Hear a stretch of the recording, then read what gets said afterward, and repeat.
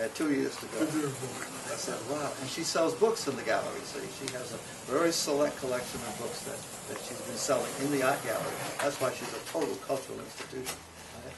So I said, Zita, I'm going to do a book on Martha's Vineyard. And my daughter, Karen,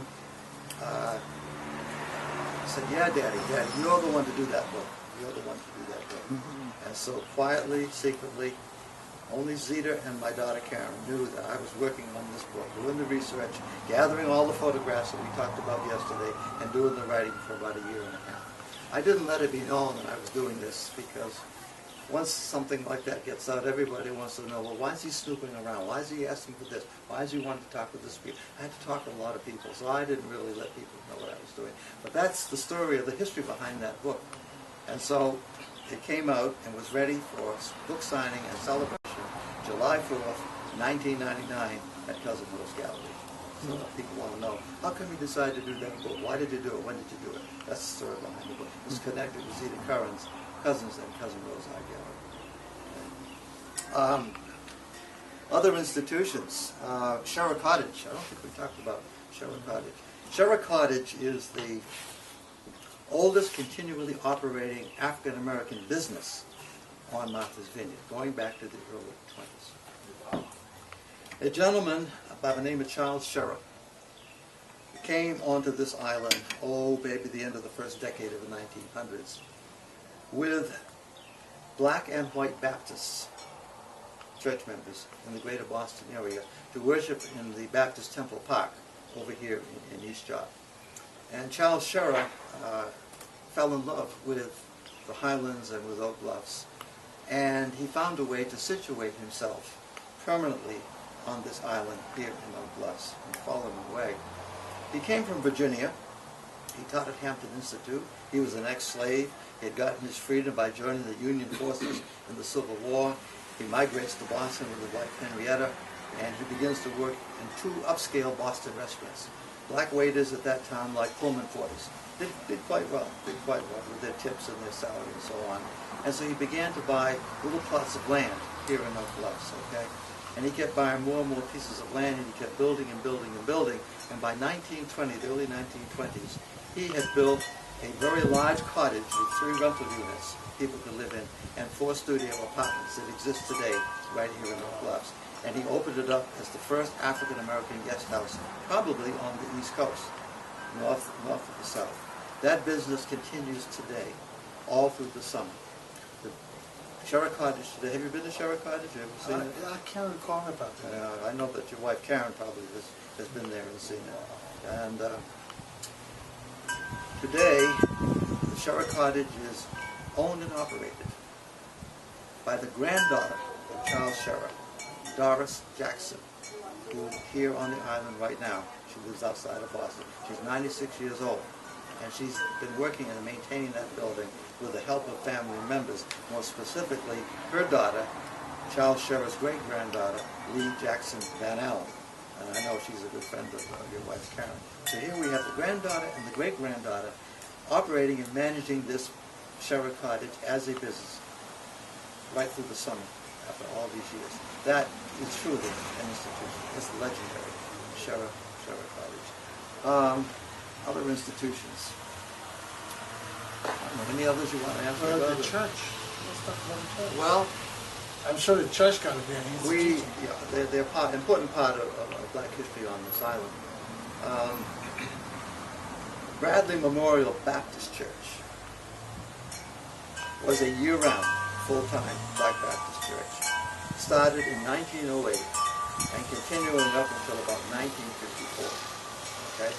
It was over here, a few blocks from here on Masonic Avenue. You've probably seen the building. It's been closed up for years and just recently sold. I'll say more about that later. In 1907, a white minister from Martha's Vineyard, Madison Edwards, who was a missionary worker and who lived here in Oak Bluffs, not too far from here. He was the chaplain for Seamen's Bethel down in Vineyard Haven. He went to Jamaica, British West Indies, as part of his missionary work. And he met the late Reverend Oscar Denniston, Jamaican. He was chaplain of Seamen's Bethel in Kingston, Jamaica. and he was a strong church man. So Madison Edwards, he goes to Jamaica, he meets Denniston, and he invites Denniston to come to Martha's Vineyard the following summer, in 1907, just to visit for the summer. And Reverend Denniston came to this island.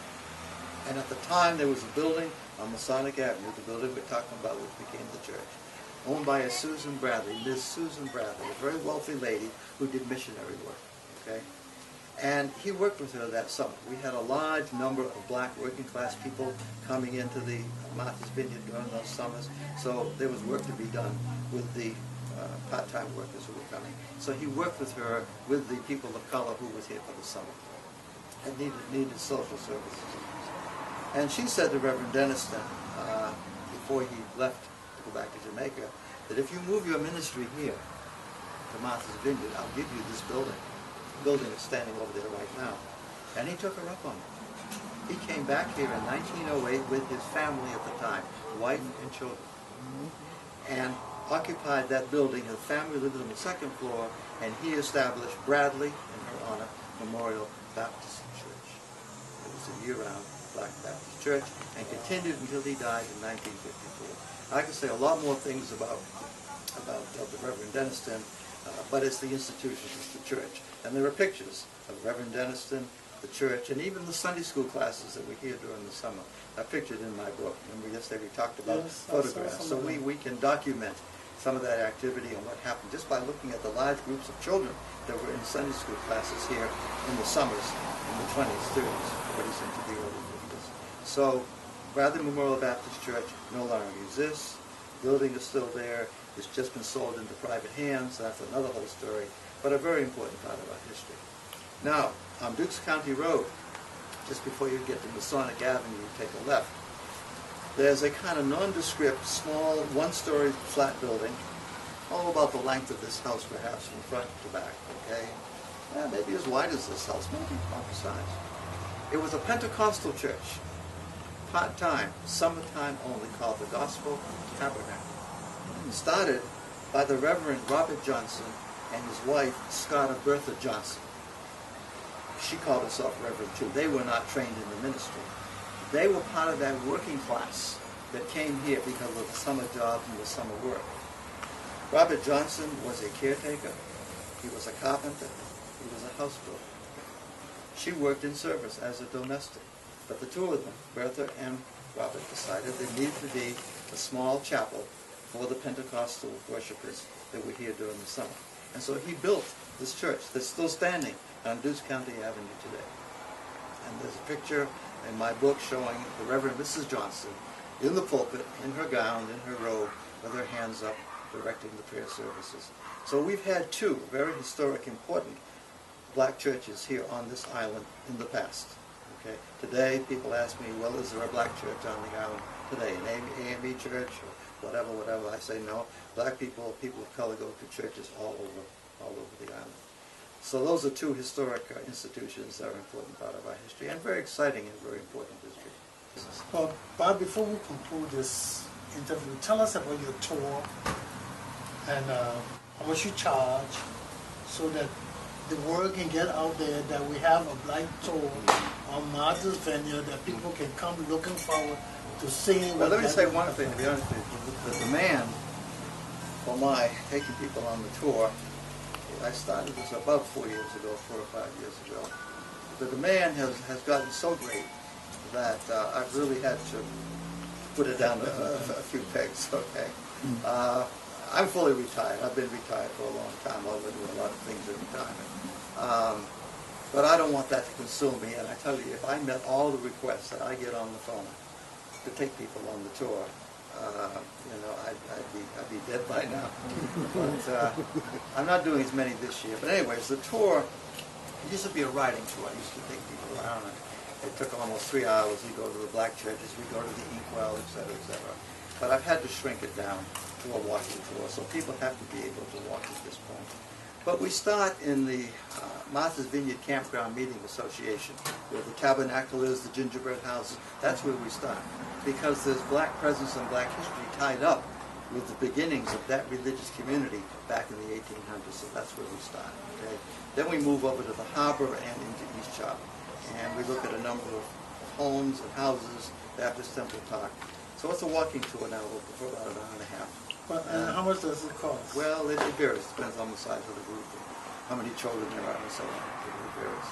Well, I really hope you could do more about that, Bob, because I mean, our history is dying. You know something? Yeah. I could be out doing a tour right now. I know. If I wasn't sitting here talking with you. Well, But no, that's not why I'm not doing that. I probably wouldn't have done it today anyway. well, we got the message. We're getting the message But out now. I do it by appointment. I guess people need to. I do the tours by appointment. People call, well, what's your schedule? When do you do? I said, I do it according to your schedule and my schedule. You know, and if I decide I want to play golf on a certain day and not do a tour, I go play golf. Okay, but it's just enough to keep me going. You know. And, yeah, but I meet so many interesting people. I think I mentioned yesterday that African American people coming to Martha's Vineyard now in the last 4 to 6, 7 years from all over the country. It used to be all East Coast, you know, Washington D.C. on up. So I'm meeting so many people now who are coming from Mid-America and California and the West Coast. It's amazing, and it's just exciting to me to meet new people that are coming that far to come to this island, and they're anxious to go on this tour. People ask good questions. They're excited about it. So it excites me. It keeps me invigorates me. you know, since I mean, we've also noticed an increase in the population of people coming here, because I guess that because of Barack Obama coming here as a summer home, a vacation home. So more people want to come and see what's so special about this place. But people are going back home and telling their relatives, Yeah. their aunts, their uncles, their nieces, their cousins, their neighbors, their church colleagues. And so people are just learning about this island through word of mouth, through our such social network, which of course is being aided by technology, certainly. Yeah. You know. But what else? Well, your contribution has also made you an institution. Oh, I don't know about that. So people will be sitting now talking about his institution. But, well, we just want to thank you ever so much for doing this interview with us. I'm totally enlightened myself. Well, thank you for the opportunity. Well, I thank you hope for that the people who watch it questions. on YouTube and on our local channel will really want to know more about it and seek you for a tour on Martha's Well, I Vineyard. hope when they come they'll find you and Sharon and your family too, because you're going to be here for a while. Well, thank you ever so much, Bob. It's been a pleasure. It is. Thank you. Amen. Ladies and gentlemen, we hope that you enjoyed our show. And this has been a special show talking with the legend of Martha's Vineyard, Mr. Robert Hayden.